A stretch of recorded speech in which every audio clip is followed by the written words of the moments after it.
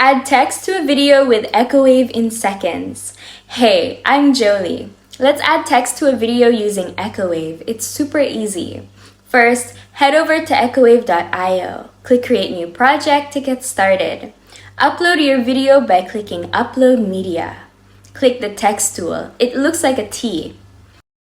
Type in your text and customize it by adjusting the font, color, size, and style.